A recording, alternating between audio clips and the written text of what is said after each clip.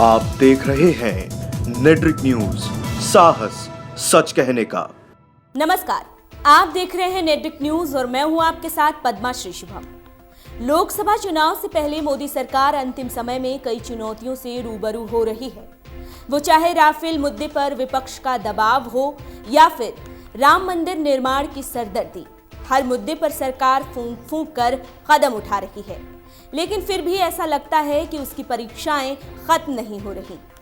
अब श्रम सुधार और श्रमिक विरोधी नीतियों के विरोध में देश के अलग अलग जगहों पर हड़ताल के आह्वान को ही देख लीजिए।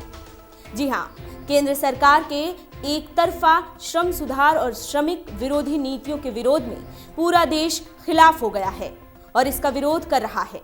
इसके लिए देश भर में बंद और हड़ताल का रास्ता अपनाया जा रहा है।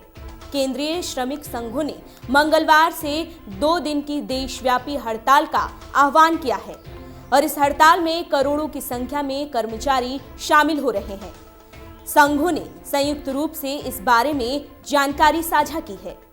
पहले ये जान लेते हैं कि देशव्यापी हड़ताल और बंद की वजह क्या है।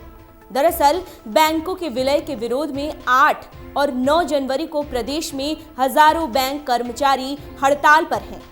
कई बैंक यूनियन तो हड़ताल के समर्थन में भी हैं, जिसकी वजह से मंगलवार और बुधवार को कई बैंक क्लोज भी हैं और जो बैंक खुले होंगे वहां स्टाफ कम है और कामकाज प्रभावित होगा। इस बंद और हड़ताल की और भी कई वजहें हैं, जैसे असम के गुवाहाटी में न्यूनतम मजदूरी और सामाजिक सुरक्षा योजनाओं समेत और कई मांगों को लेकर व्यापार संघ के कार्यकर्ता विरोध प्रदर्शन पर उतरे हैं। इसके अलावा केंद्रीय संयुक्त संघों ने एक संयुक्त बयान में बंद और हड़ताल के कारणों को स्पष्ट किया है। बयान में कहा गया कि इस हड़ताल में करीब 20 करोड़ कर्मचारी हिस्सा ले रहे हैं। All India trade union Congress की महासचिव अमरजीत कौर ने सोमवार को जानकारी दी कि बीजेपी सरकार की जन विरोधी और श्रमिक विरोधी नीतियों के खिलाफ इस हड़ताल का आह्वान किया गया है, जिसमें सबसे ज्यादा संख्या में संगठित और असंगठित क्षेत्र के कर्मचारी शामिल होंगे। केंद्रीय व्यापार संघ ने मंगलवार से केंद्र की बीजेपी सरकार की जन विरोधी, मजदूर विरोधी और राष्ट्र विरोधी नीतियों के खिलाफ 2 दिन की हड़ताल शुरू कर दी। यूटीयूसी के अलावा अखिल भारतीय किसान सभा, आदिवासी सरकार राष्ट्रीय मंच, भूमि आदर्श आंदोलन ने 48 घंटे के भारत बंद को अपना समर्थन दिया है। आरएसएस समर्थित भारतीय मजदूर संघ इस हड़ताल में हिस्सा नहीं ले रही है। अब बात करते हैं देश के अलग अलग शहरों की और जानने की कोशिश करते हैं कि इस हड़ताल की वजह क्या है और इससे क्या असर पड़ रहा है। सबसे पहले दिल्ली की बात करते हैं।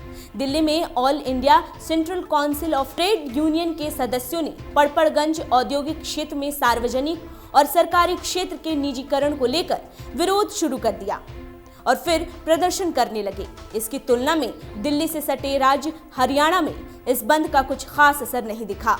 रोडवेज की बसें हर रोज की तरह आज भी रफ्तार में हैं। यहाँ लगभग सभी जिलों में रोडवेज यूनियनों ने हड़ताल में नहीं शामिल होने का निर्णय लिया है। ओडिशा की राजधानी भुवनेश्वर में व्यापार संघ ने हड़ताल का आह्वान किया और राष्ट्रीय राजमार्ग 16 पर विरोध प्रदर्शन किया, जिससे गाड़ियों की आवाजाही बाधित रही। दक्षिण की तरफ गौर करें तो कर्नाटक की बात करें तो यहाँ हड़ताल का प्रभाव दिखा और यातायात बाधित रहा। वहीं पश्चिम बंगाल में अलग अलग जगहों पर स्थिति नाजुक दिखी। यहाँ सेंट्रल ट्रेड यूनियन ने सरकार के विरोध में प्रदर्शन किया। कोलकाता में पुलिस को कार्रवाई करनी पड़ी। यहाँ पुलिस ने सीपीएम के कार्यकर्ताओं को हिरासत में ले लिया।